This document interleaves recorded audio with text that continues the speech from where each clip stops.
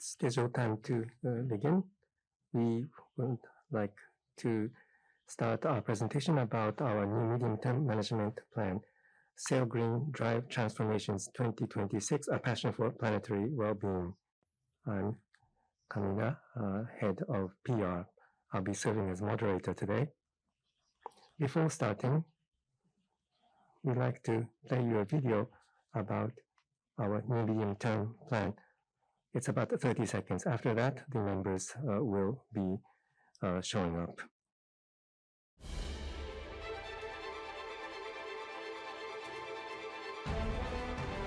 To offer the kinds of service our customers will require in years to come, we will go beyond our basis in comprehensive logistics, advancing core business, and growing new ones to co-create value required for the future. Out in front, moving ahead, NYK Group.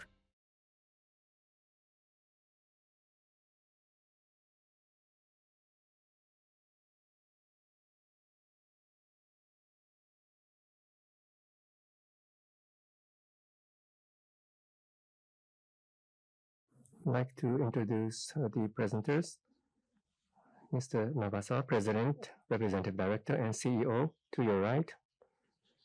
The Senior Managing Executive Officer, CFO, Mr. Soga. This is Soga. Nice to meet you. To your left, Mr. Banno, Executive Officer. These are the three speakers. They will now be seated. In opening, I'd like to explain today's agenda. So it's a hybrid meeting, some in person, some virtual. And Mr. Nagasaka will deliver opening remark, and then Mr. Soga will give the presentation, which is scheduled for 30 minutes. After that, we will have a Q&A session. After Q&A at this venue, we will have time to take photographs. And finally, we plan to end the session at 1700 hours. Nagasawa, President, will speak. Good afternoon. I'm Nagasawa, President of this company.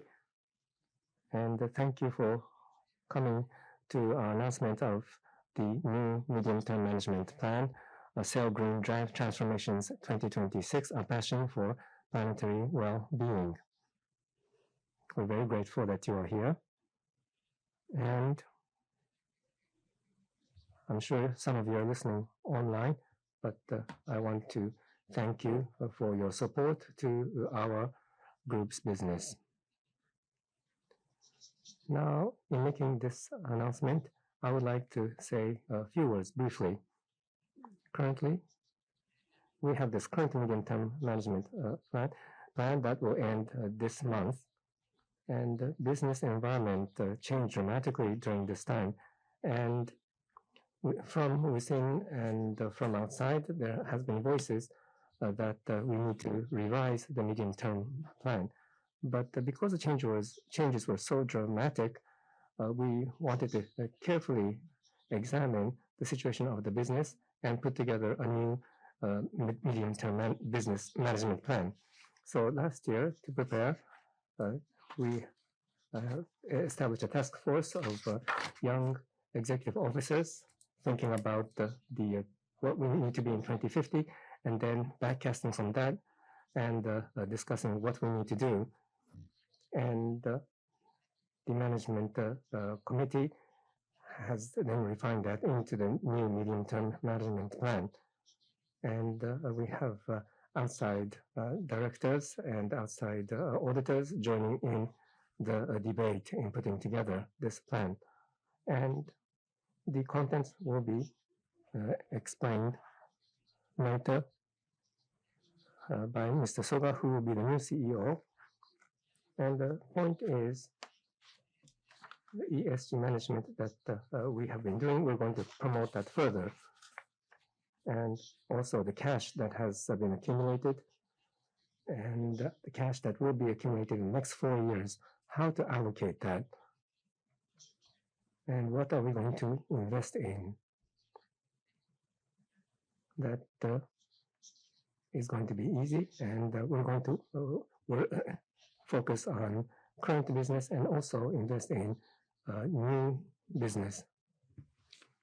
And in terms of return to our shareholders, in terms of a capital policy, this time we have reviewed that, and in terms of that direction, I think we are able to show a clear direction.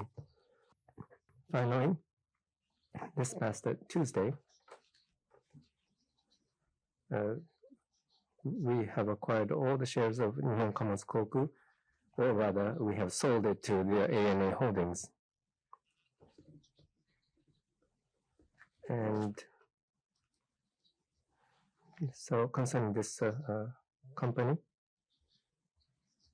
well, we were able to show the direction, and we are happy that we're able to present this new plan with that announcement of sale of Nippon Cargo Airlines as well.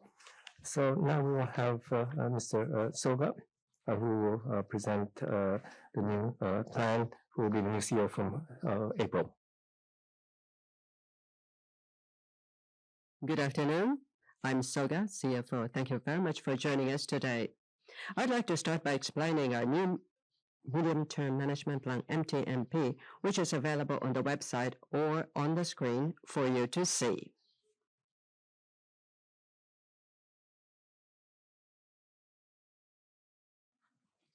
Today, I will follow this agenda in my presentation.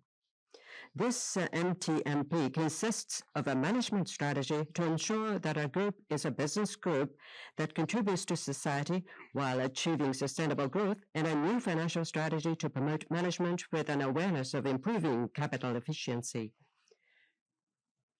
Before I explain the framework of the MTMP, the business and function strategies, and the financial strategy, in that order, I would like to explain how we have developed this medium-term management plan, MTMP. As Mr. Nagasawa mentioned, maybe what I'm going to say have some overlapping remarks. Society today is at a major turning point in history, and many things are happening around the world that are completely different from the business environment we had previously assumed. Amidst increasing uncertainty, we need to anticipate the mega trends in society over the long term up to the year 2050 and predict what the business environment surrounding a company will be like and what challenges we will face there, and then backcast from there to determine what strategies we should have now and what we should do over the next 4 years. That is the question we posed on ourselves. In other words, this MTMP sets out a major strategy for the group to continue to grow sustainably with society on the long road to 2050, as well as action guidelines for what we should do over the next 4 years based on this strategy. I will now begin with the outline of the MTMP. First of all, in putting together this MTMP, we have formulated a new vision of what we should aim and aspire to be by 2030 in order to be a business group that contributes to society, being in demand by society, and achieving sustainable growth. And that vision is, we go beyond the scope of a comprehensive global logistics enterprise to co-create value required for the future by advancing our core business and growing new ones. This vision includes 3 elements of transcendence, 2 pillars, and co-creation. The message is that while the company's starting point is its founding business of shipping, it will go beyond that, and with both core and new business, realize advancement and growth through challenge and co-creation, which has been the culture of our company since its foundation. Originally, we set out bringing value to life as our purpose and social mission, and advocated 3 values that all group employees should have in common: integrity, innovation, and intensity. To these, we have added the new vision of what we should aspire to be, reorganize them as mission, vision, and value.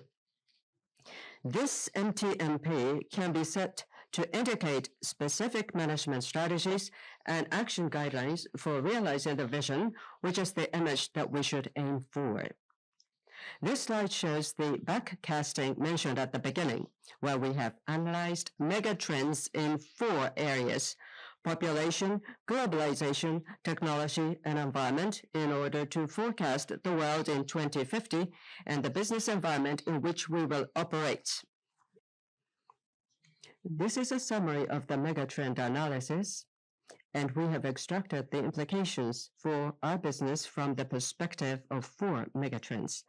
Briefly, the first is that demand for general consumer goods will continue to increase as the population grows, and demand for container shipping and logistics will grow continuously in the long term, but it is also necessary to consider responses to sporadic geopolitical risks. Second, technological developments in advancement in environmental responses changes manufacturing methods and what products are transported and how they are transported, and taxation on GHG emissions will be strengthened. We must be fully prepared for changing trade patterns in the decarbonization of fleet and transport equipment. Thirdly, technological advances and decarbonization trends will cause major changes in the economic value chain and revenue streams, and this is where new revenue opportunities for the company will arise. Based on this analysis of megatrends, we have developed this backcasted medium-term plan titled Sail Green, Drive Transformations 2026, A Passion for Planetary Wellbeing.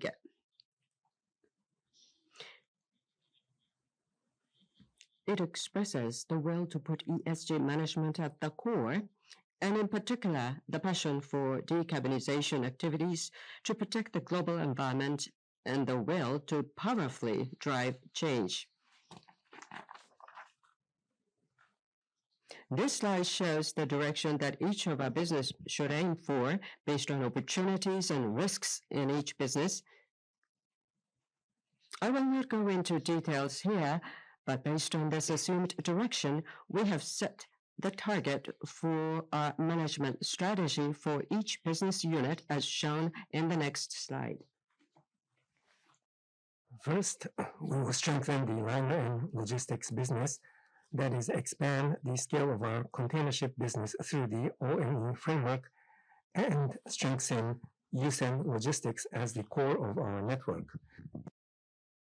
Furthermore, in the bulk shipping business, we will strive to differentiate ourselves by demonstrating our environmental superiority and at the same time respond to the demands of society by ensuring a stable supply of materials and existing energy sources. In addition, we will work on new businesses that contribute not only to the decarbonization of ourselves, but also that of society in various industries, and develop these into new revenue bases. These are the targets of business growth that we have set. Based on these business growth targets, here is a graphical representation of the overall management strategy. The key strategy for the 2 pillars, existing core business and new growth business, are expressed as AX, ambidexterity, and BX, business transformation. The key strategy aims to advance existing core businesses, as written here, so advance or deepen the existing core businesses, as well as advance and grow new growth businesses. So to evolve and grow the new growth businesses. Supporting this key strategy are the functional strategies of CX, corporate transformation, talent organization and group management transformation, DX, digital transformation, and EX, energy transformation. These 5 transformations are defined as ABCDEX and is the framework for this medium-term management plan.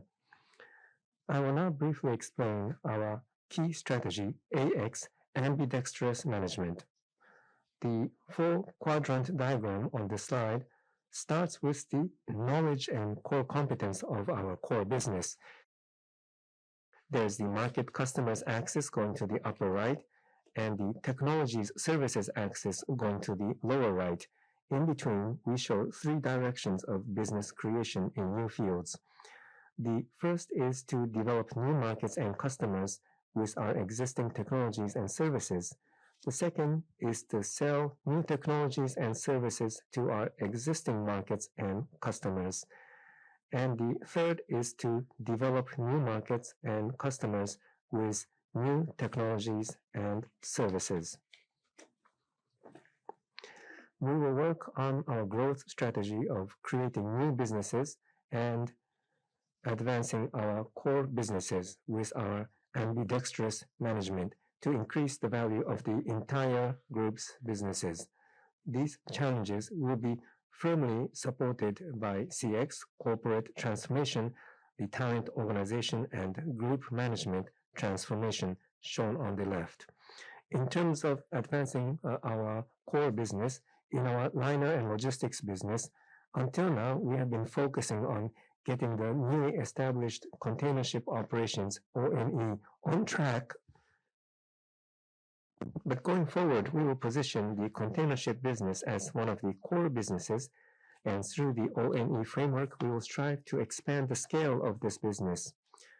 Priority will be placed on ONE growing and surviving in the fierce international competition, and we will support the growth investments of ONE as a shareholder, and we will continue to dispatch talent to the company. The logistics business of Yusan Logistics is also a core business of utmost importance to the group. We will firmly capture the ever-growing global demand for logistics and strengthen it as the group's growth engine. We are also considering aggressive use of M&A. Our air freight business will follow the policy that we announced on March 7th. So on October 1st or around that time, Anna Holdings will acquire the NCA, and the negotiation is ongoing. In this medium-term management plan, we will not be mentioning the air freight business. So please, I ask for your understanding on that. Next, in terms of advancing the bulk shipping business, we will support our customers' transitions toward decarbonization and continue to fulfill our responsibility to provide a stable supply of existing energy as a transportation infrastructure business that responds to the needs of society.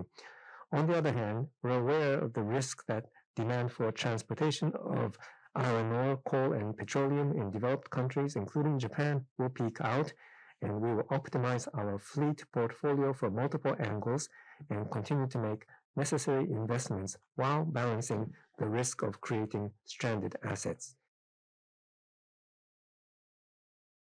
In the cruise ship business, a new LNG-fueled cruise ship is scheduled to enter service in 2025, and we will promote the penetration of our brand concept, Asuka Luxury, to strengthen the brand power of the group as a whole. In creating new businesses, we intend to evolve our core competence as a shipping company by changing and advancing the conventional view of cargo as a business object, ocean as the business domain, and ship as the business asset. In addition to creating a system to safely transport hydrogen, CO2, ammonia, and other new energies as cargo by ship, by taking part in the value chain of these new energies beyond just the ship, we would like to evolve from shipping of goods to service creation. In addition, in order to deepen our focus from the sea for transport to the sea for work, we will also participate in the offshore wind power value chain. We will also enter into advanced vessel design using simulation technology and autonomous operation management technology, such as unmanned ships, to change our perspective from ships as a means to ships as an objective, and instead of just ordering vessels, we will contribute to the revitalization of the maritime industry together with Japanese shipyards and marine equipment manufacturers. The individual measures described in detail in the boxes for each of the 4 quadrants are explained in more detail on pages 36 to 38 of this document. So please refer to those pages.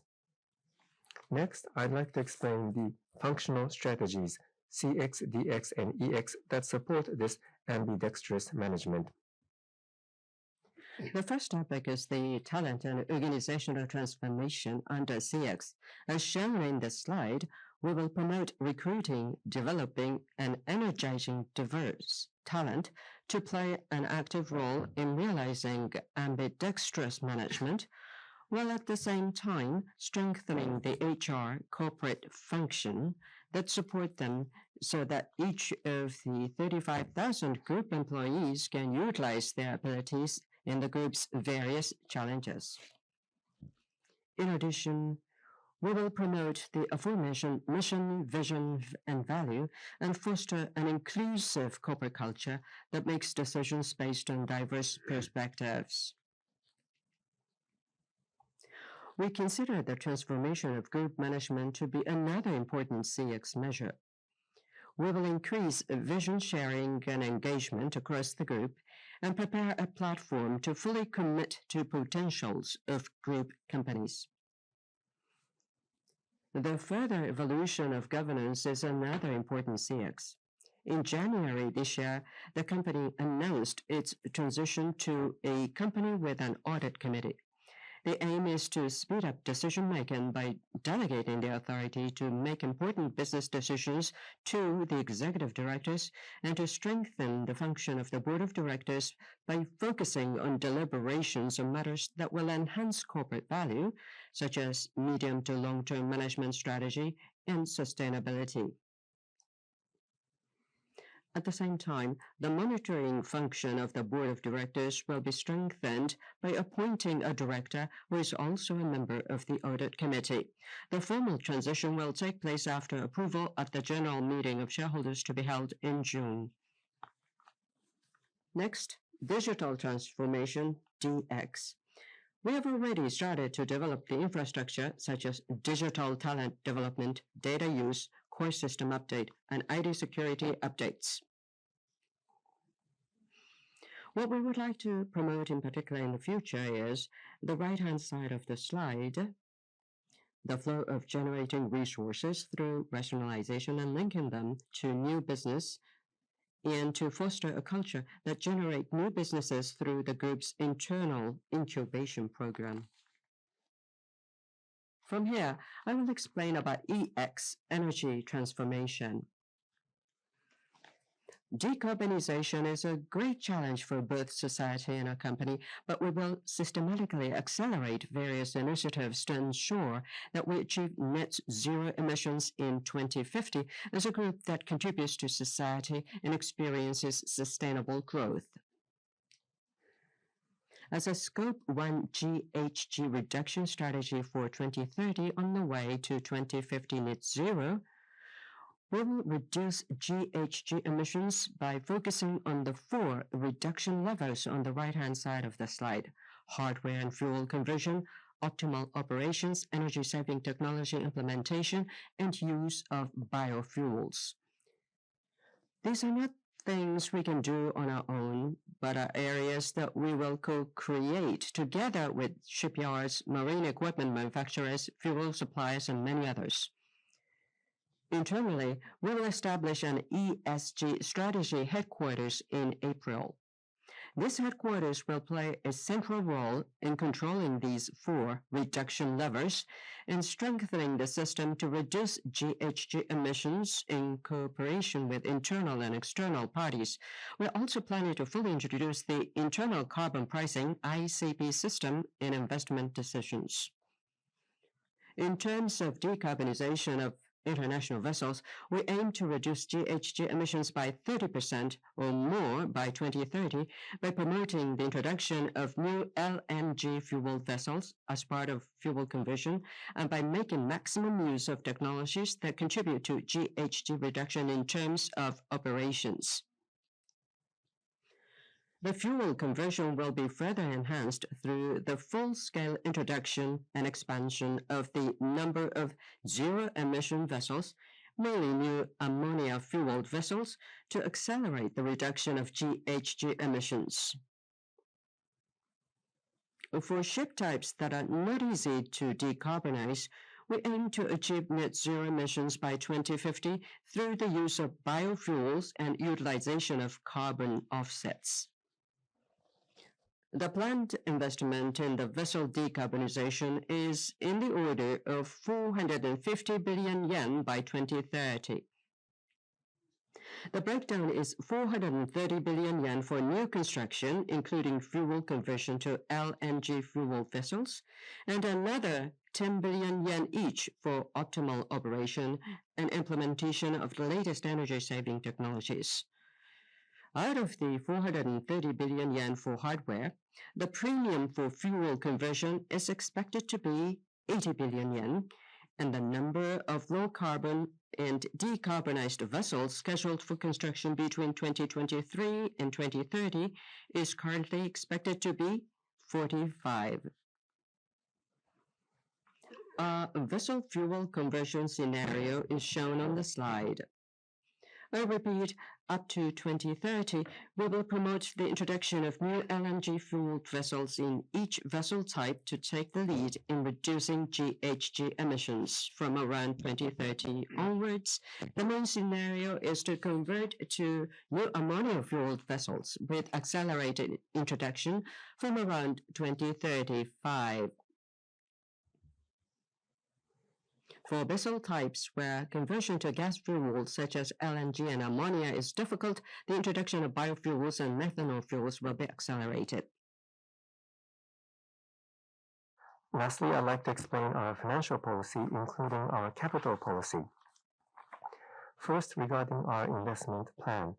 During the 4-year period of this medium-term management plan, from fiscal 2023 to 26, we plan to invest a total of 1.2 trillion yen.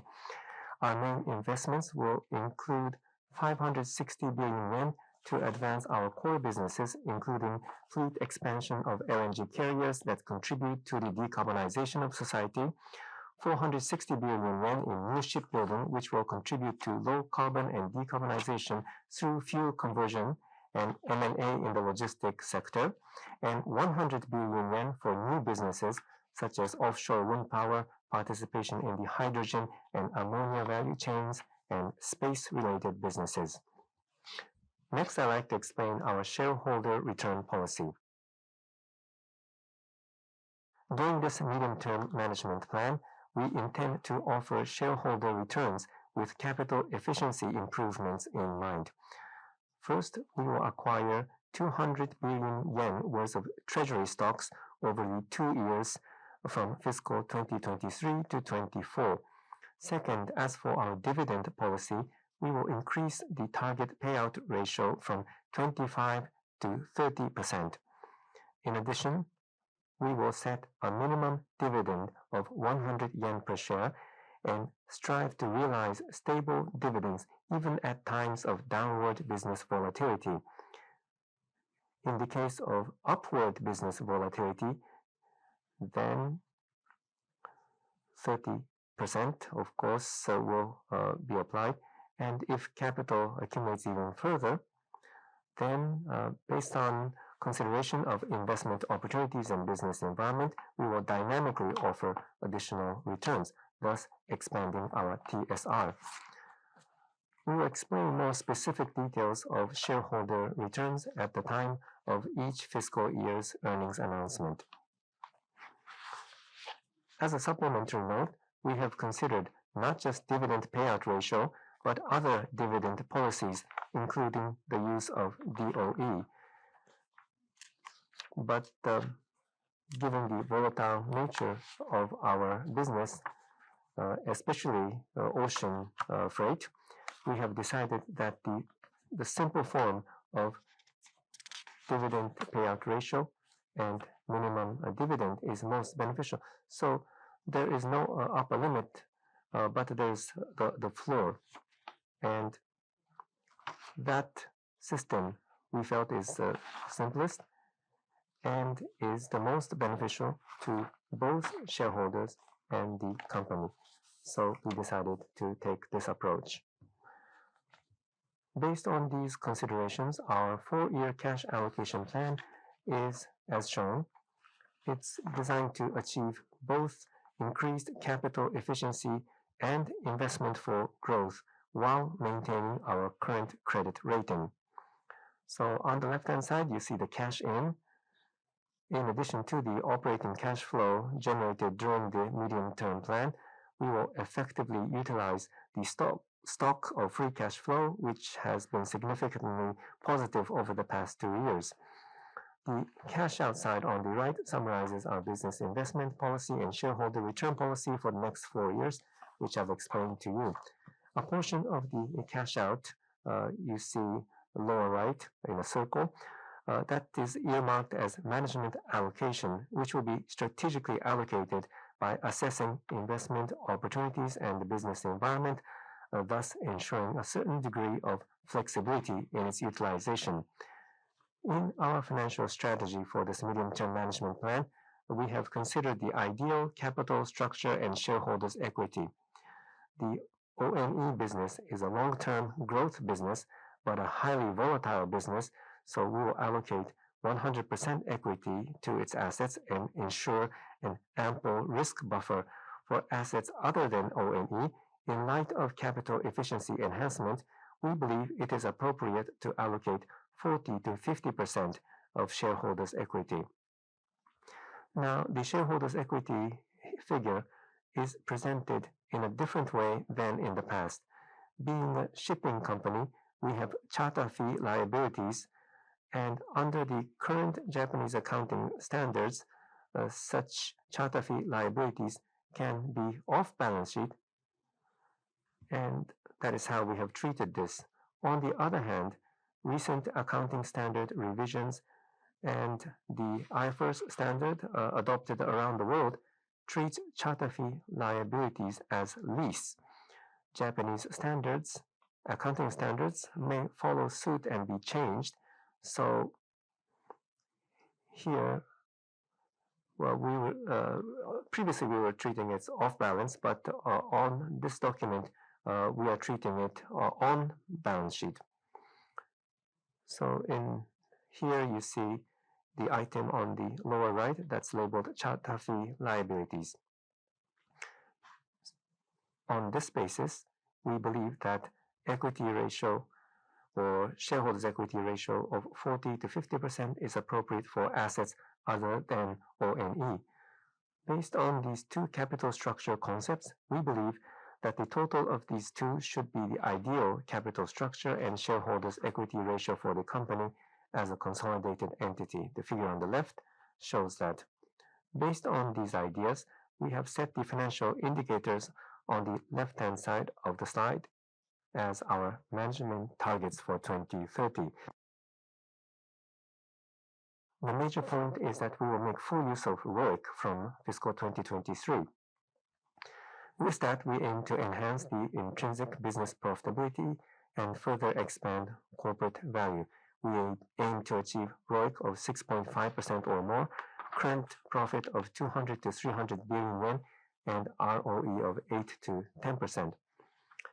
In addition, we have identified 3 non-financial indicators. They are safety, decarbonization, and DNI. We are now vigorously studying the possibility of creating additional KPIs in these non-financial indicators. In particular, toward enhancing human capital, we intend to analyze the results of the engagement survey conducted for the first time in the second half of last year to identify items that are appropriate for future target setting, convert them to KPIs, and take concrete measures. Finally, the financial plan outlook. In fiscal 2026, the final year of the medium-term plan, we expect recurring profit at the 270 billion yen level. The shareholders' equity ratio is expected to be 49% after on-balancing of charter fee liabilities. ROIC expected to be 6.5% and ROE 10.2%. These forecasts are based on our policy on the cargo airline business that we announced on March 7th. As a supplementary note, the recurring profit figures given here and the financial targets of 200-300 billion yen current profit are quite small compared to the 1 trillion yen figures for the last 2 fiscal years and may seem like a significant decrease in profit. However, our recognition is that in the past 2 years, we had the COVID-induced global logistics network disruption, extremely unique circumstances under which we had truly special results that deviated significantly from the trend. As shown in the graph on page 43, if you exclude 2021 and 2022, which were under special circumstances, based on the trend of performance before that, our financial plan indicates a steady growth curve toward 2026 and 2030. So we hope that you understand that point. This concludes my explanation. Thank you very much. Questions? Which business unit are you going to position as a growth driver going forward? As I see it, liner trade seems to have the focal points of focus. So including that, what will be your growth driver going forward? Thank you very much. Allow me to answer. As you rightly said, the priority area that we are going to focus on, that is to say, we have existing core businesses, naturally, container shipping and logistics. As far as container shipping is concerned, volatility is an issue, but it's sure to grow going forward. So for us, we will not leave this area. We will maintain our presence and keep our status in this area. Logistics, likewise, as far as population grows, the demand for logistics will increase as well. But unlike container shipping, for logistics, we can do risk hedging and operate with lower volatility. Therefore, well, these are the two pillars. One has high volatility with high growth. Another is high growth with low volatility. Those are the two areas we're going to put highest priority. Now, about the bulk shipping, going forward, I feel that the demand will increase for liquefied natural gas, LNG, and LPG carriers as well. And then beyond that, ammonia vessels and CO2 vessels. But at this moment, LNG and LPG vessels, these are the things we are going to make future investments to grow going forward. Thank you. And several questions. Page 42, appendix. So about international accounting standards, you mentioned a little bit. So you're not going to introduce IFRS, but even with the Japanese standard, it's going to be put on balance sheet. So you're going to do this. Or are you going to do this when you go on to the international standard? And you said 700 to 800 billion in terms of the charter fees. And I think you had 400 some 18 ships, and of them, how much would account for the charter fee liabilities? And what is the term? And other liabilities. Please tell me what that is. Thank you for the question. About the accounting standards, let me respond. And as for the charter fee liabilities, Mr. Banno will respond. About the accounting standard, as you say, international accounting standards. There's IFRS. There's also the US accounting standard. And also the Japanese accounting standard. Part of it is being reviewed right now. So for us, the charter fee liabilities and whether that will be off balance sheet or on balance sheet will have the biggest impact. Japanese accounting standards said that it could be off balance, but based on the current review, the direction is, and it's relatively clear that it will be made on balance sheet. Not immediately, but as far as we know, 2027 or thereabouts, it will be treated on balance sheet.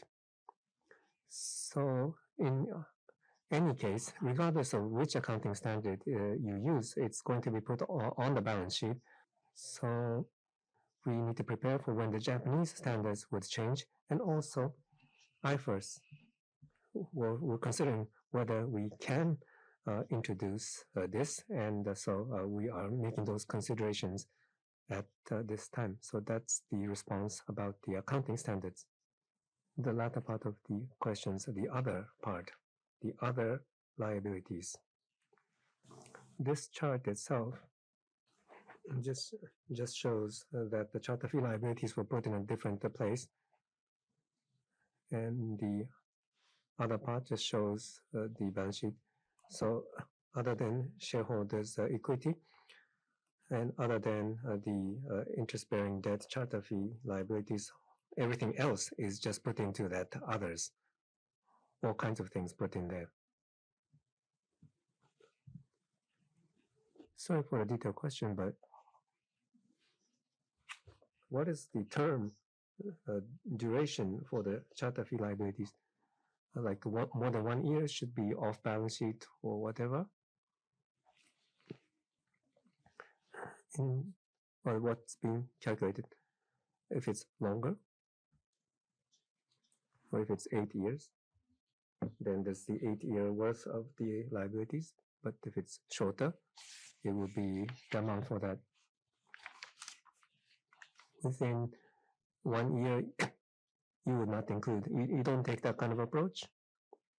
How it will be treated in the accounting standard, we will see. So we just may, the accounting standard itself hasn't changed, so you cannot do a detailed calculation. So we, on our initiative, we set some conditions, and we made a calculation how much charter fee liabilities we have. So longer one, short one included. So the shorter one, spot is not included. Spot has various lengths as well. So it's not less than 1 year. Some less than 1 year are also included. That's all. I have a question to the President, 3 questions. You are talking about using logistics M&A. According to MTMP, you're talking about M&A. And what's the background of the sales of NCA? Last question. With the announcement of the MTMP, your stock price declined a bit. What's your view on this? Thank you very much. About the M&A, management allocation for 140 billion yen. Of course, we need to see how many possible targets of M&As will emerge. If there are good deals, management resources can be used for logistics M&A, and if we cannot find good targets or candidates, we'll do something else. What we wanted to say through this MTMP is that we were willing to grow logistics. Quite recently, we acquired American company to increase the warehouse capacity by 50%. That's how we are willing to grow the logistics business. Now, about the NCA, on the 7th of March, we came to a basic agreement. Towards the end of June, we would like to finalize it. About this background, since 1978, for 45 years, we were involved in the operation of NCA, sometimes through a joint venture, and certain times as 100% owner. The size has been the issue. Right now, we have 7 in charter vessel, and then for our own independent operation. Well, a certain news report says we are studying the possibility. Well, it seems that the timing to introduce new aircraft is increasing. But we were not quite sure how it will work out as a business. And then NCA as a company and the executives of the NCA, when we consider these, this is ANA Holding is a huge company with more than 300 aircrafts, and NCA can be utilized there.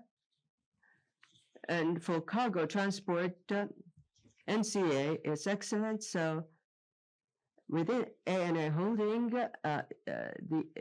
it can emphasize its presence. That's why we came to the decision of the sale.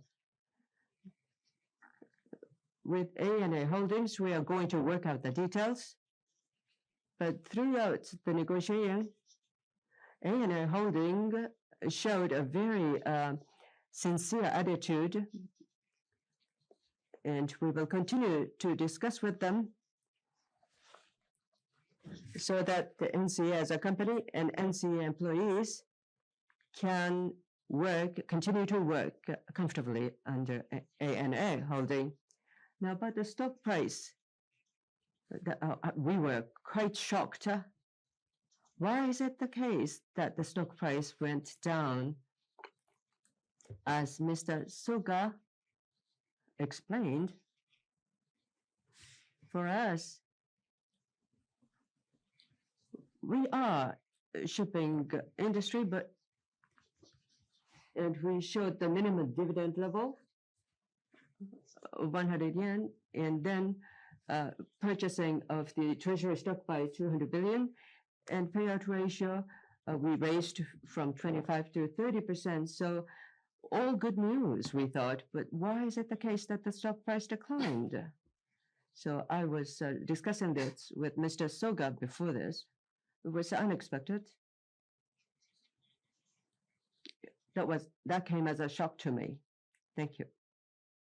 Those participating in Zoom would like to take questions from them. One question, page 29, about the shareholder return, about acquiring treasury stock. And based on past comments, past several years, you've accumulated the capital, and you want to optimize capital structure. I think that is the aim. If that's the case, in the early part of this medium-term plan, this could happen quickly, but you said from 23 to 24, so there's a range in terms of when you do this. What's the reason for that? And the 200 billion, how did you come up with this number? I'd like to ask those questions, please. 200 billion, that figure itself. We were thinking about the future, past, well, in the next 4 years, how much cash flow we will generate, and what is the capital structure that we should aim for, or capital efficiency that we should aim for, and also dividend to the shareholders, how much we would assume for that. All of that was taken into consideration. And in terms of capital structure, the first thing we decided that we should do is to do the 200 billion. The amount is based on consideration of those several factors. After deliberations amongst ourselves, we decided on that number. About the timing, as of now, we're saying fiscal 23 to 24. So over 2 years is what we've said. But going forward, we want to do this quickly. We'll think whether we'll do it over 2 years or do it in one time. Well, at least within these 2 years, we plan to do this, is what we are saying. Maybe it could be 100 billion yen each year. I do not exclude that. And doing this as early as possible is another option. So that's my answer to your question. Thank you very much. I have one question to ask about the financial planning, the target of profit on page 33 of the handouts. Outside ONE for fiscal 2026, 150 for recurring profit, and then for 24, 160 billion from 20. That translates to 10 billion yen of profit growth from 2026 to 2030. Up until 2026, you are going to invest 1.2 trillion yen with ROIC of 6.5% or more. And still, you are assuming this much profit growth of this size, which seems too small for me. If you could elucidate me on this, I would appreciate it. And in the business units other than ONE, and there's only an increase of 100 billion yen of recurring profit, 10 billion, sorry. Then logistics and automotive carriers, energy-related business, that is the automotive transportation and the bulk shipping. It seems that the glass is so full, so to speak. That's how we came up with the estimates.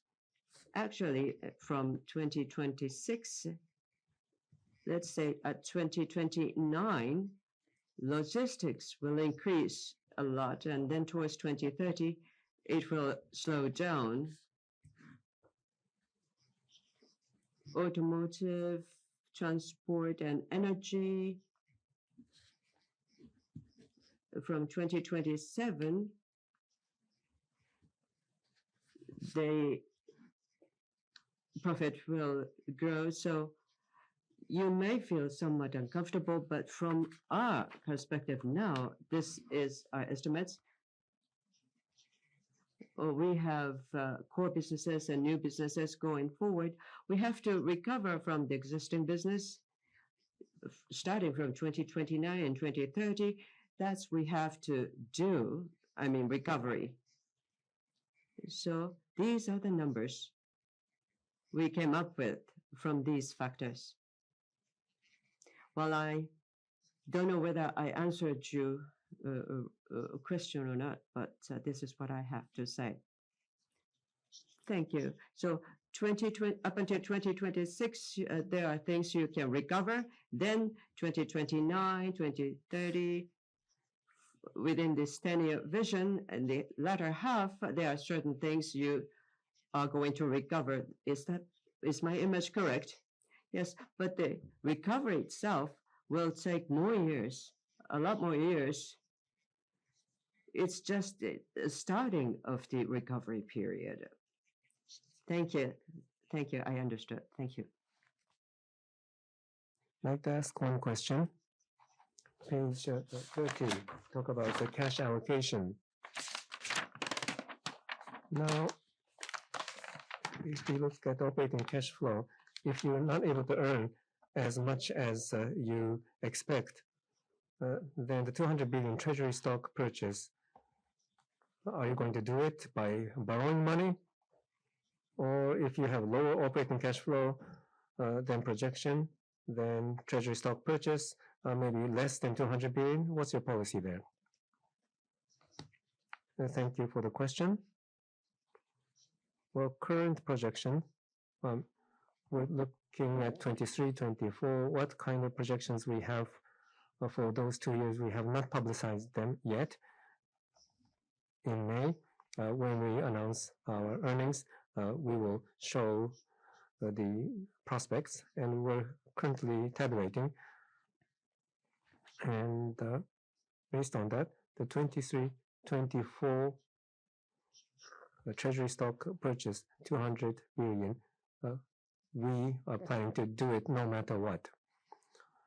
I mean, if there is really big, unexpected event, unless that happens, we will do this. That's my response to you. Thank you very much.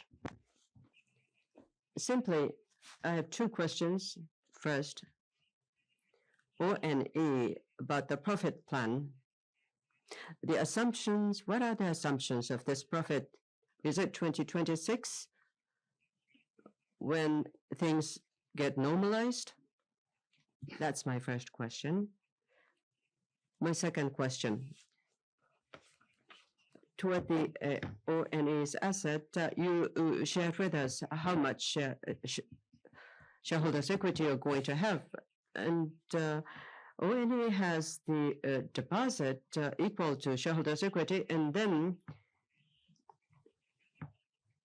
NYK doesn't have to have an extra shareholders' equity. If the cash position of ONE is too high, you can return it back to the shareholders, in my view. So what is your take on this? That's my second question. First, Banno-san, Executive Officer, can you answer? Thank you. ONE's profit and loss plan. This is our own simulation.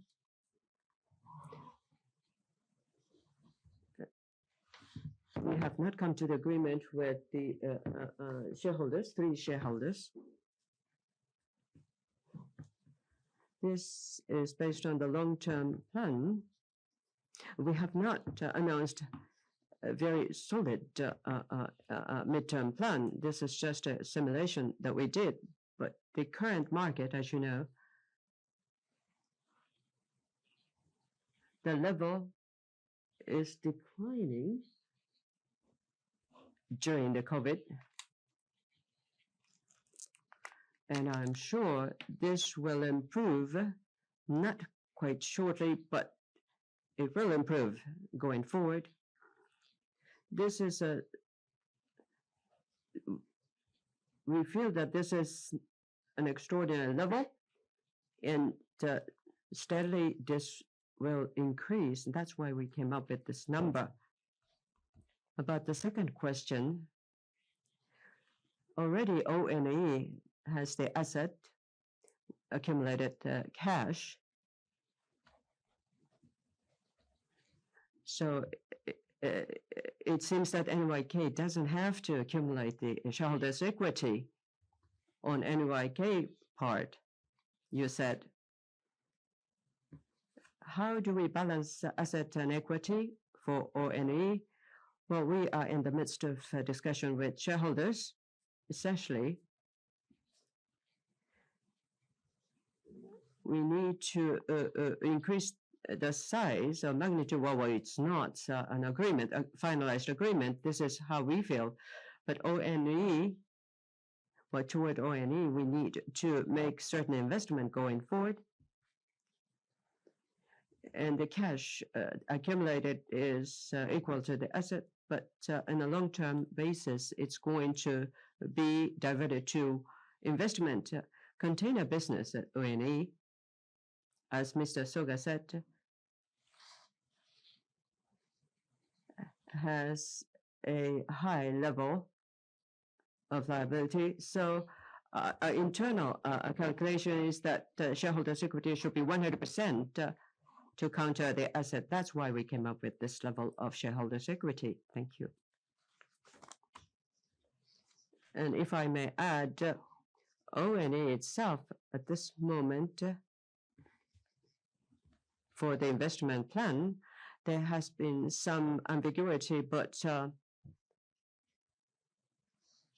we sometimes discuss with ONE about the investment plan. Most likely, in the first half of this year, they will announce the investment plan. They have accumulated cash, and they will make clear how they are going to use this. When the time comes, we can announce that to you. Thank you. One question, page 30. So operating cash flow 820 billion plus, including dividend from companies with equity method. Maybe you cannot disclose. Dividend from ONE, how much do you assume? Can you give us a rough figure? If that's difficult to say, so dividend policy from ONE, when is it going to be determined or set? I would ask Mr. Banno, Executive Officer, to respond.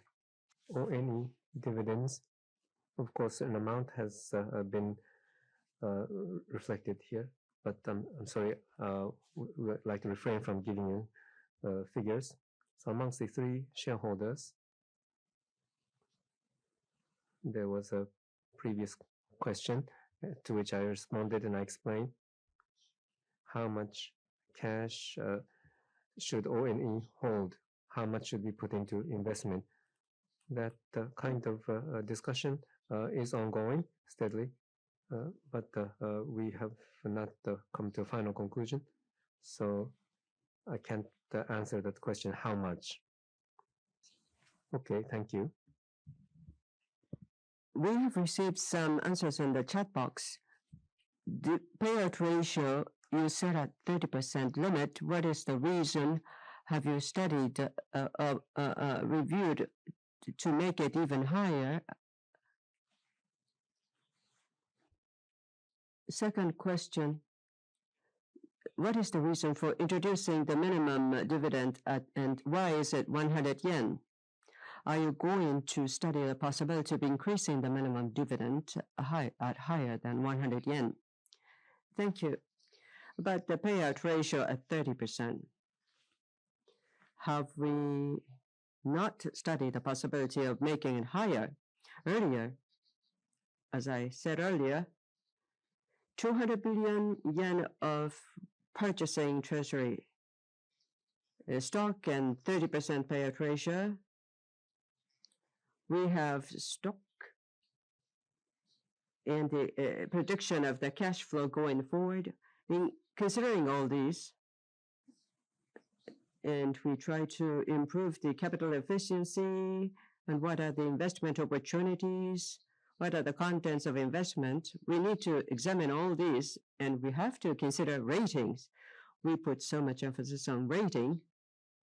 So including all these into consideration, we came to the conclusion of 200 billion yen of purchase of treasury stocks and the payout ratio at 30%. We thought these levels would be valid and justified. In the next during the 4 years of MTMP, we are not going to change these levels.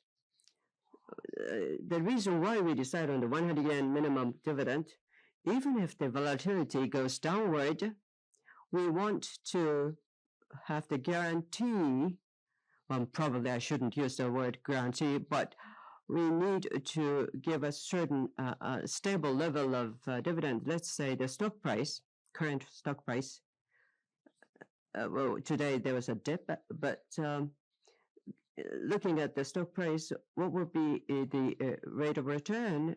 A little bit of 3% or over. That's the level that the dividend is being supported, and that can give sense of comfort to shareholders. Now, what about the upside? Business environment is improving, and if the performance is better than we expect in next year or 2026, and then 30% will be leveraged. That is to say, there's a possibility that there is an upside to the dividend. If the capital increases more than we expected, even further, there will be an additional return to the shareholders. So without the necessity to change the payout ratio at 30% during the period, we can provide the additional shareholder returns. Page 23, GHG reduction. Science-based target 1.5 degrees. Can talk about the possibility of that. And 30%, 2030, I think it would be difficult to get that. What do you think about that? SBT, this year, we are planning to reapply. So based on 1.5 degrees C scenario, we're going to reapply on that basis. For that, what we're going to do, we are making a very study in detail. So as you pointed out, with just a 30% achievement in 2030, with just 30% reduction, we would not achieve the 1.5 degrees scenario. Will be far from that target. We understand that. And on this page, as is written here, in my explanation, I may not have explained this clearly, 27% and minus 30% for international vessels, 30% and upwards is what it says. So we will do this, but we will aim for even higher by 2030. That's our stance that is shown here. So we have the ESG strategy headquarters, which is the driver for this effort. And so they will control the levers of reductions. And also in terms of investment for decarbonization, we will be making them. And the return from that, in terms of CO2 emission reduction becoming higher, there is a good possibility that we will have that return of increasing emission reductions.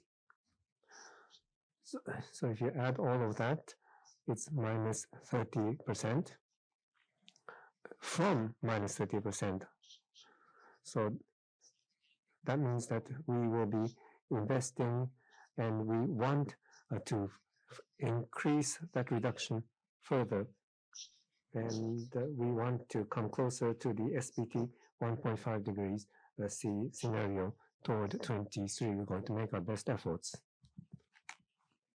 I have two questions. One is ONE's future growth. And of course, you are going to support ONE's growth. But financial support, funding support, is it one of the options you have? Another is NCA, about NCA. The president talked about the expanding the scale. The first plan, the initial plan was about 20 aircrafts on fiscal 2016. What was the reason the NCA could not expand in scale? First about ONE, allow me to answer. According to the investment plan, as I said, and there's a discussion going on within ONE, three shareholders, whether they can contribute capital additionally or not, we do not know yet. As we look at the present situation with the high level of cash at ONE, basically it's so difficult to assume additional funding from the parent company, but depending on the plan they have in the future, there's a possibility that we are going to provide more cash. We don't exclude that possibility. Have I answered your question? Yes, thank you. About the NCA, as you may know, if they have to start if this aircraft type changes, the production process should start all over again, like 777. Well, you have to train from the start and you get the certified engineers and mechanics as well. The production system has to be rebuilt from scratch for a new type of aircraft. So for the continuation business, well, we were thinking about 20 aircrafts back in 2016, but it was a difficult situation back then. And this time, from jumbo to 777, we have to change. That's the timing we are faced with. With this size, can we rebuild the production system all over again? At the same time, ANA Holding has wants to increase the capacity, production capacity. So it seems that both parties' interests matched, which resulted in the basic agreement this time. First question about the investment to decarbonization. You're going to boldly make such investments. So beneficiary and for users, how are you going to ask the customers to share the burden as beneficiaries? And about the economic security, you mentioned that in the first part of your talk. So what's your image? What are you intending to do? And NCA, they will leave the group, but what will be the relationship between USAN and NCA in terms of operations? To respond to your first question, I will respond to that one. So compared with regular ships, it will be a more expensive ship, the decarbonized ship that will cost more. And the cost burden, should we ask customers to pay, well, we would like that to happen in terms of higher charter fees.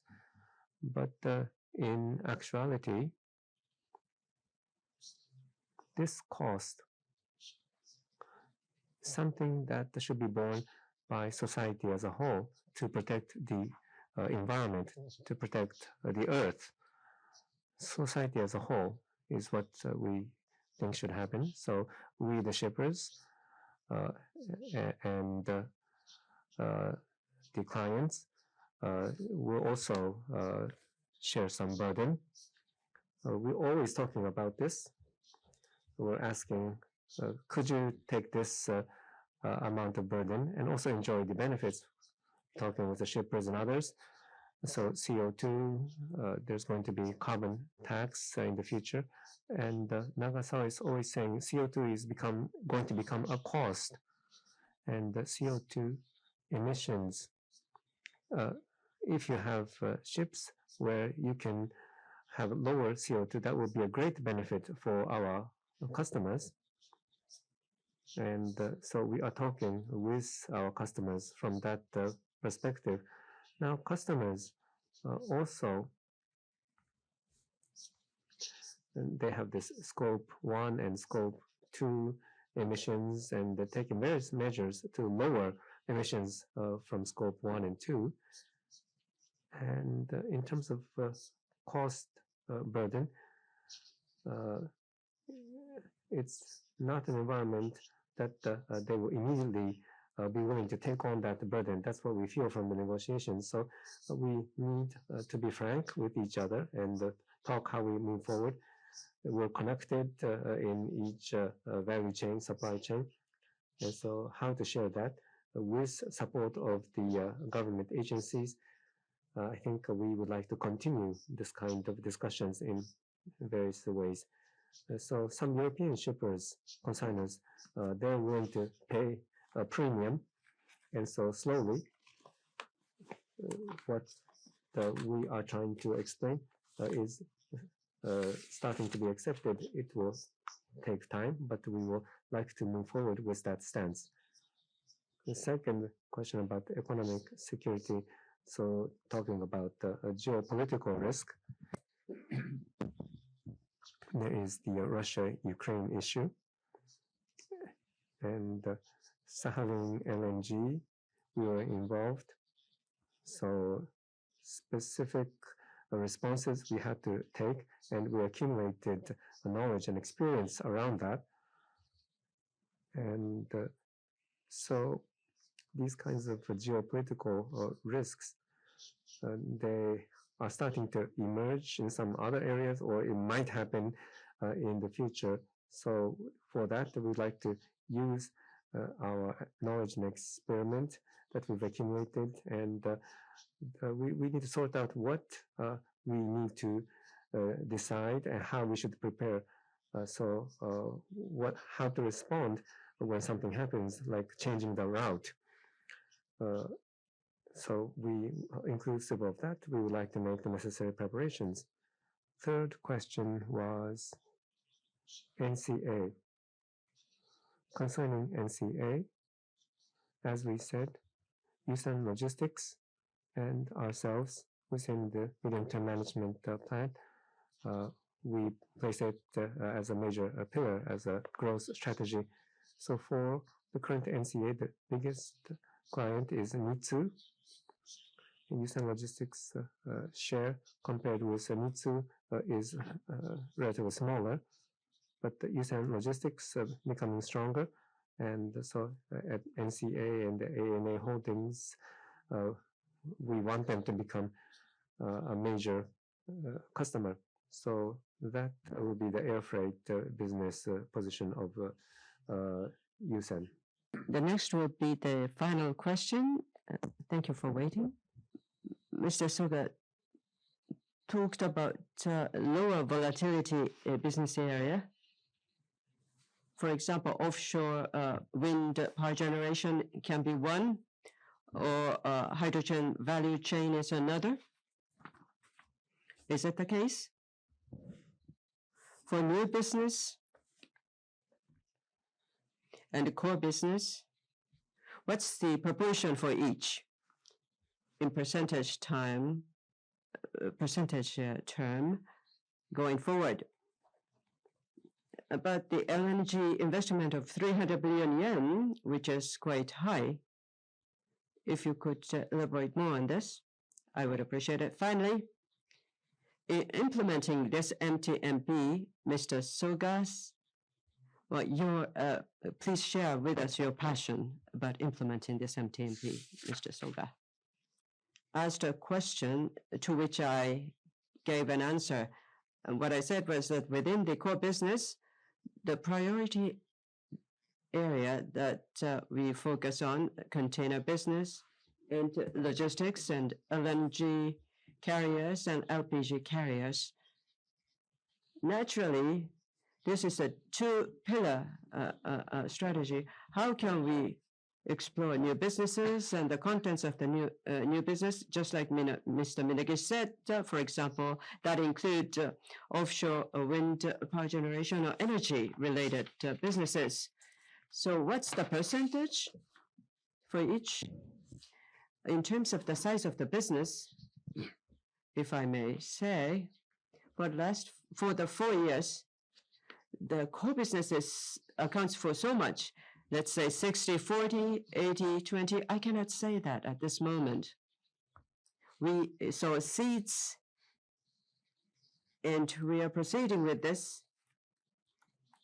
But whether these can grow to become bigger as a full-fledged business will be revealed after 2027. So at this point in time, it is too early.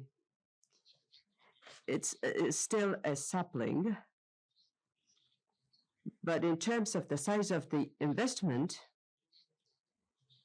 and it will take time to recover this in the form of the return, but a certain level of investments are being to be done, about 100 billion yen or so for the new businesses.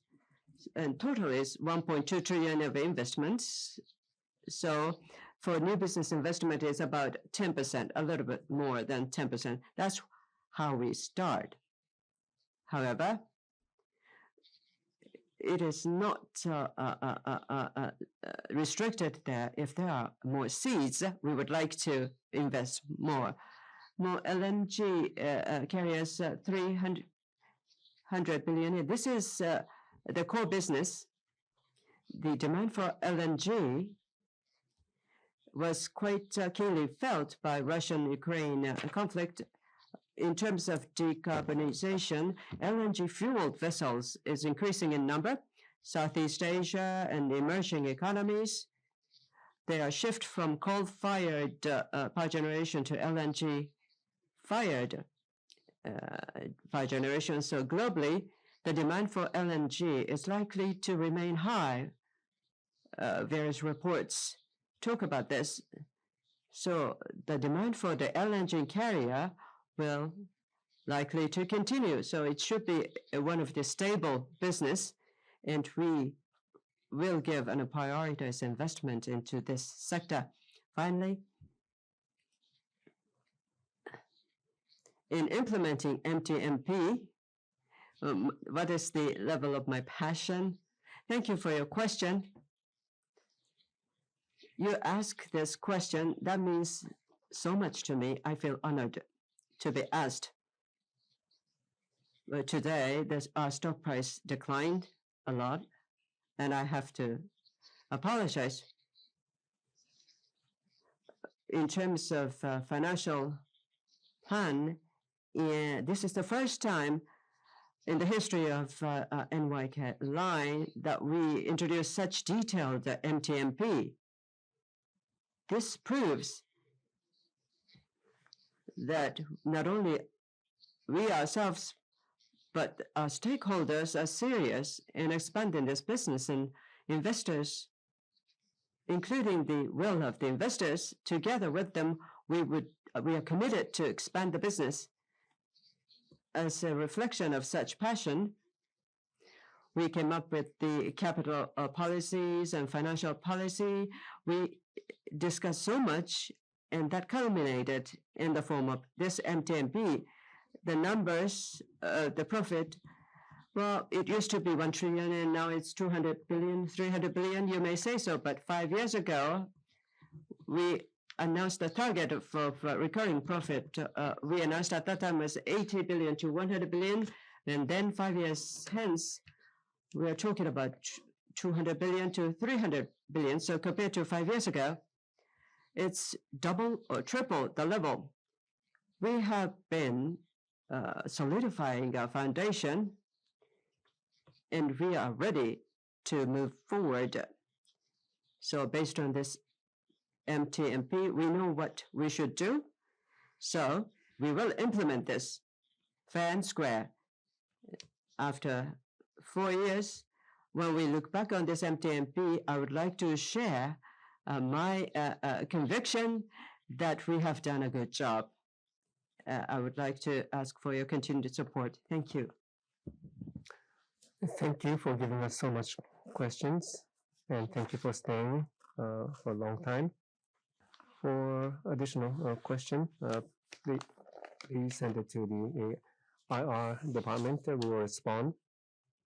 So thank you for staying with us to the end. We're sorry that we went over time. With that, we would like to conclude this presentation of the new medium-term management plan. Thank you very much.